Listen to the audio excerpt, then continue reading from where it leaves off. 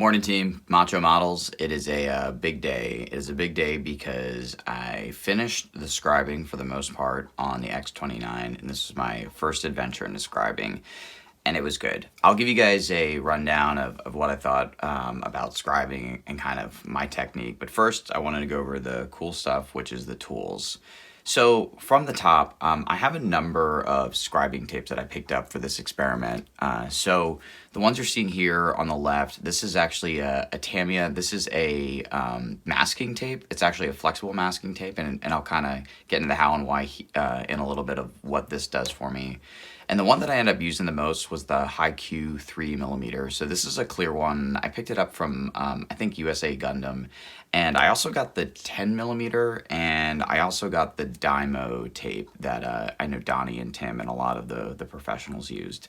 The reason I liked and ended up going with the 3mm the most was the size. So when it comes to application and actually putting your tape down, in my experience, I've found, especially on all the curved surfaces of the X29, the thinner the tape, the easier to lay down. The thicker the tape, you typically have to cut it, or at least from what I've seen in some videos online, and somebody please correct me if I'm wrong. But for a lot of these curved surfaces, it likes it when it's thinner and it falls and conforms better. Regarding the masking tape here for the, this is actually just a Tamiya tape. It's not necessarily or purposely built for panel line scribing. However, I found on some areas there's some really accentuated curves that I just could not get this to fit around, and I ended up using this, and it worked pretty well. I only used it for probably 2 or 3 spots, but the 2 or 3 spots I used it on, it worked like a champ. So that was the 2 tapes that I used. In terms of a scribing implement, this is actually a BMC chisel. So when I was in my honeymoon in Japan last year in May or so, I ended up picking up some BMC chisels because I know they're hard to find in the States and they're expensive. And then I bought this handle from a seller on eBay. So this is the, let's take a look. And this is just the one I used primarily. I used the 0.2mm for most of the panel lines on the X29. It actually matched up really well. So this worked, I think, reasonably well for me. I'll talk a little bit more about technique when I want to cut this at some point and kind of give you guys a mini demo about how and what I did. But the bottom line here was, just go slow and try to keep your hands relaxed and not use a ton of pressure. Try to let the knife do all the work. And the BMC chisel ended up working great for me. It's one of the few instances where I'll spend money on a tool ahead of time versus trying to get the cheapest tool and then figuring it out later and growing into it. You know, that being said, kind of in retrospect, I think some of the MadWork stuff might have worked just fine, and maybe later I could have graduated to BMC, but I thought that this tool worked great, and you know, for the money, I thought it was a pretty good value. So moving along, some of the other tools that I use for my panel line scribing, a toothbrush, just an old toothbrush. After I ended up cutting it the end of the line, I would go ahead and pull a lot of the debris out. A lot of these tools too, mind you, I just picked up from Ravi Play and then watching Child of Mecha's live stream. So there's nothing cosmic here. I'm just regurgitating what others have done before me.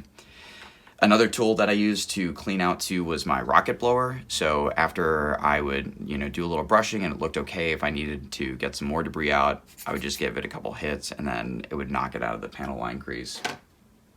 Another piece that I used, I kind of used this towards the end and a little bit more sparingly, and I think actually before I lay some primer down this morning, before I put the wings on this morning, I'm going to go back and dig in it a little bit deeper, but this trumpeter scribing tool.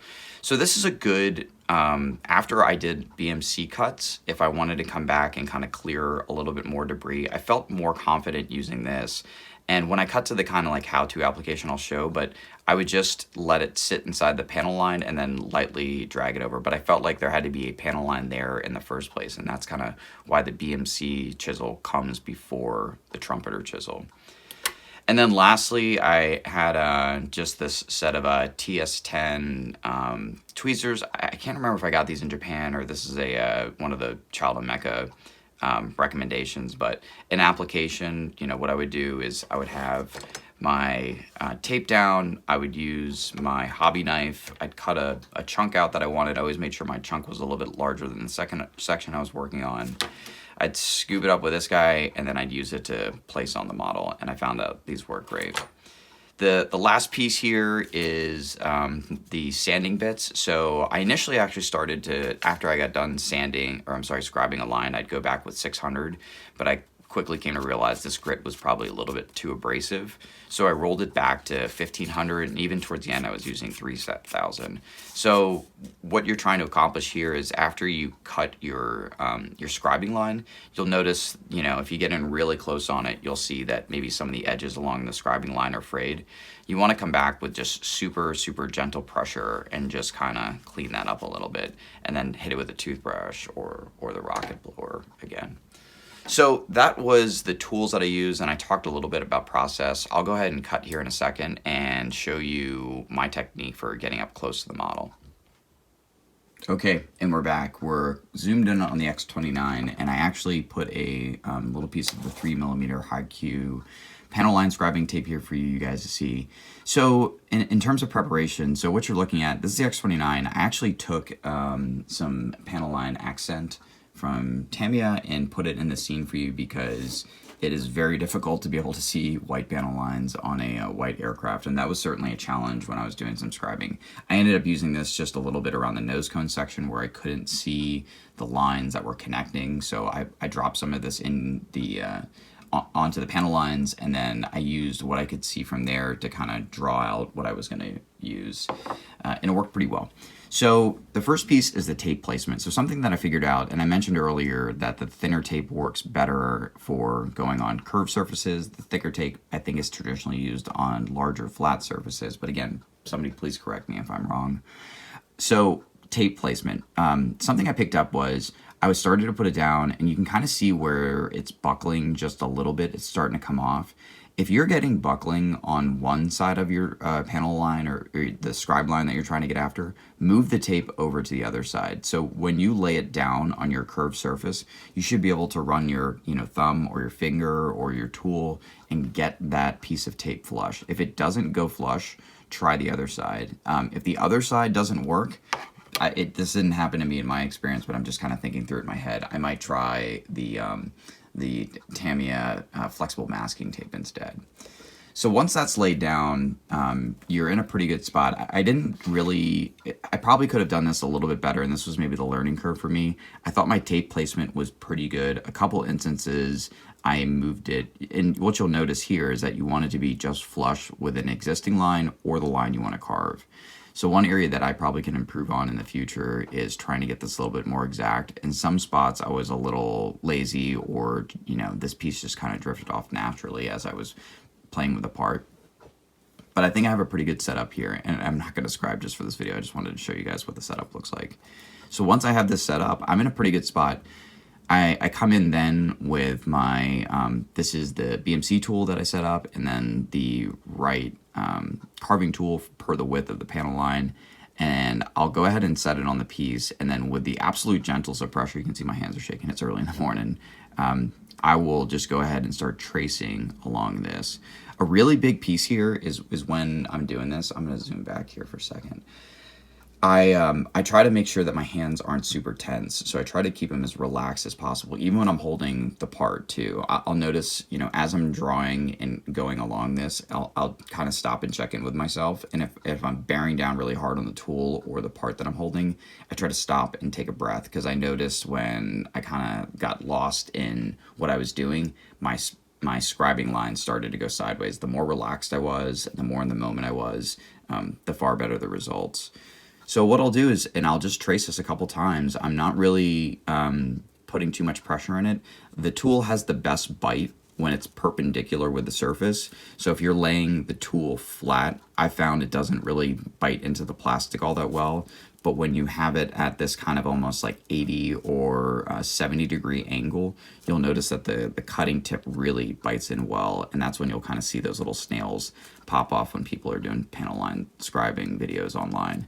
So I'm trying to kind of maintain this angle as I go through. And for a rounded surface, it was a bit tricky. So I kind of found this kind of rolling technique where I would go and I'd roll it this way, and I kind of stop and take a quick second.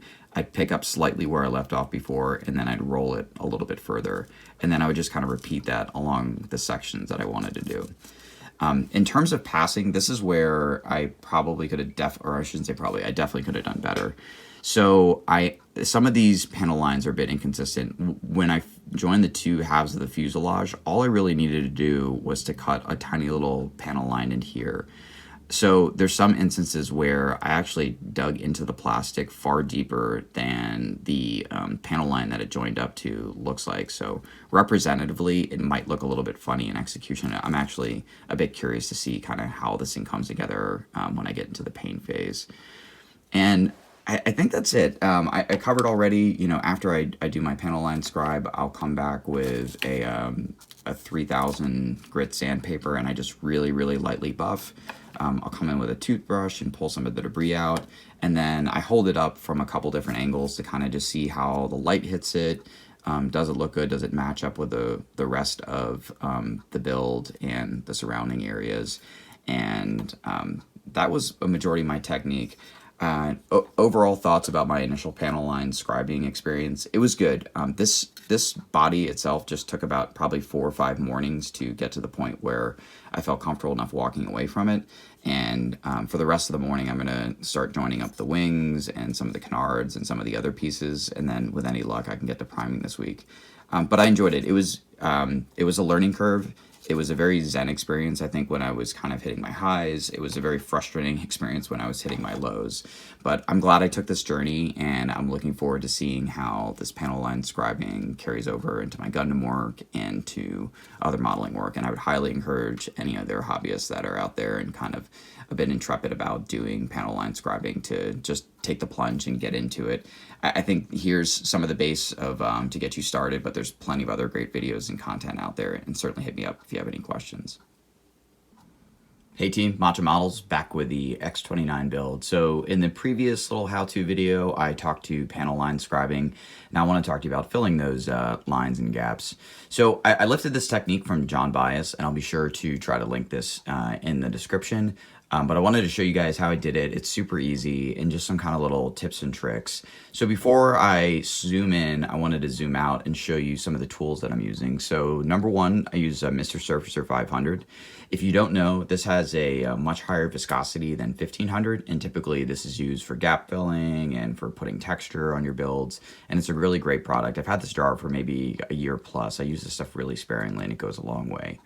I'm using a cheap brush. So as I previously stated in other videos, I was using my Velvet Touch, but I have these little airbrush towers. These are super, super cheap. I just want to use a trashy brush that I'm not worried about maintaining a tip on. I have 2 different types of Q-tips. So this is just one you get at CVS or at a drugstore. It's a super, super cheap one. And then this is one of the nicer ones. It's like, I think Mr. Hobby makes these. I get them in a hobby store. And these will be the 2 other little implements. And then I also have my little hot dog bottle back here with 91% isopropyl alcohol. And so these are the tools, just excuse that, it fell, it's chill, that I will show you guys today about how to gap fill. Okay, we're zoomed into the X29, and as you can probably see, I've actually already filled the gap in the wing root right here. I just wanted to show you a couple techniques that I'll do for either side. So this is the top side where you'll notice that I don't have much of an angle to work with. So since this one is closer to a 90-degree angle, it's a little trickier to work with. So number one is when I started doing this, I had my Q-tip, and I was actually loading this up pretty sparingly. So I'd dip it in my isopropyl alcohol, and then I would take it on a little rag and unload it a little bit, and then start to go into the wing root. When I initially did it, I put a bunch of pressure onto it, which caused the wing to flex a little bit. And then I thought to myself, hey, maybe I should go back and try to tighten the wing up with some more super glue or make it structurally more rigid. And then I thought, no, dummy, like stop putting pressure on this, just go as light as possible. So part 2 of the technique that I used, I actually loaded this up and I didn't take it off. So effectively this was dripping with alcohol, and I put it inside the wing root. And the nice part is with the little excess amount of alcohol, the runoff helped pull more of this away. and it also helped flatten everything out and make it a lot smoother. So my first run was to load it with this circular one and just do some really light brushes, keep it on this edge, and then try to switch the, sorry about that, the Q-tip this way and go along this edge. But then what worked out really well because of this narrow angle was this pointy Q-tip. So I did the same technique. I loaded it up. I maybe unloaded it like a tiny bit. I just went really quickly to dab it on a rag to pull a little bit off. And then I used the tip to go through the seam line and along the edge, and it looks great. So when I plopped it down initially, there's all sorts of little dabs and blobs and whatnot. So just pulling this through and just going really slowly and using as light pressure as possible. Not super light. You can put a little bit of pressure, but you don't want the wing to flex, because once the wing flexes, it'll open it up and pull more Mr. Surfacer inside. But just going through that motion, a couple times. Once I had it done, you would have seen that there would have been like a ton of Mr. Surfacer kind of along the edges. I took my rag and then I loaded it up with alcohol and then just scrubbed it away. And so here's kind of what the finished product looks like before priming. You'll notice there's a couple small sections where it comes out just a little bit. So like this section, for instance, I'm not too worried about that. I'm going to go ahead and hit this with actually a gray primer, and then I'm going to use white primer to fill the panels so I can kind of get my pre-shading look that way. So the gray primer is really going to give me a good story to tell if I did a good job of covering all this work up, and I'll be sure to look at the wing root. So I'm going to press pause and then we'll flip the bird over and I'll show you how I did the underside.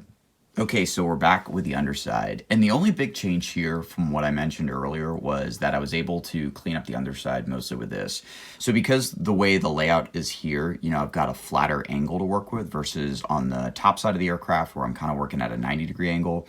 I was able to just effectively drag my my circular, rounded, cheaper Q-tip across this and achieve the same effect. And the exact same thing, I loaded up my Q-tip with a bunch of alcohol, and I just started to pull it through.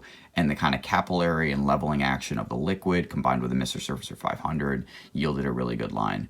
One thing I just thought about as I flip this aircraft over, and I'm talking right now too, is I used my rag to unload this Q-tip as much as I could. So I would come in occasionally and just clean it up. But then also it got to the point where I was just like, you know what, I'll throw this away. And again, these are just CVS ones, so they were really cheap, and it made this pretty simple.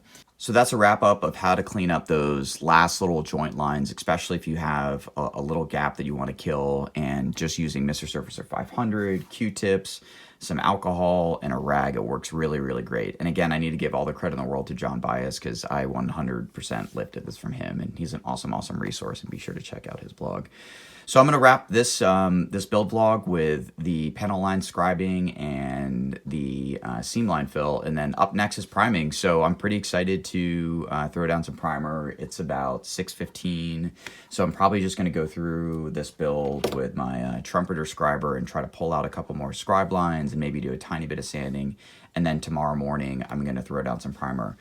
As I mentioned a moment ago, I'm kind of thinking about using gray and then coming back with white to be able to fill the panels. I have to think it through just a little bit more.